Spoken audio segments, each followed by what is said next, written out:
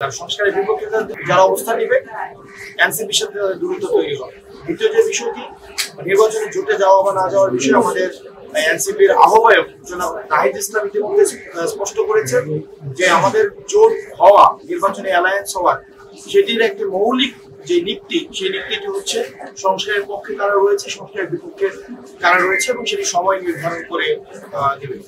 তৃতীয় যে প্রশ্নটি আপনার ছিল সেটি হচ্ছে, দেখেন বাংলাদেশে আওয়ামী লীগ হচ্ছে একটি dead chapter. Awami League case gone. আওয়ামী লীগকে আসলে এখন আর প্রাসঙ্গিক নেই। আমরা আওয়ামী লীগকে বাদ দিয়ে বাংলাদেশে এগিয়ে যাচ্ছে এবং বাংলাদেশের আসলে পুনর্গঠন সেদিন থেকে সম্ভব হয়েছে এই যে আমাদের ক্রিয়াশীল রাজনৈতিক দলগুলো আমাদের এক টেবিলে বসে আলোচনা করছে।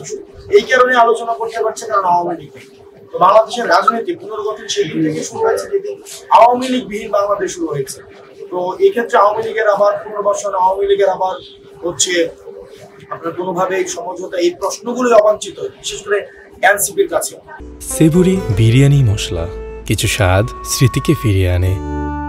এটা কোনোভাবেই সম্ভব না। তৃতীয়ত যে বিষয়টি সেটি হচ্ছে, আমরা দেখেছি যে আপনি বলেছেন যে বিএনপি এবং জামাতে ইসলামী, সেটি হচ্ছে আওয়ামী লীগকে কাছে টানার একটি বিভিন্নভাবে বিভিন্ন প্রতিষ্ঠান আমরা সোশ্যাল মিডিয়াতে দেখেছি যে করা হচ্ছে ভোটার হিসেবে।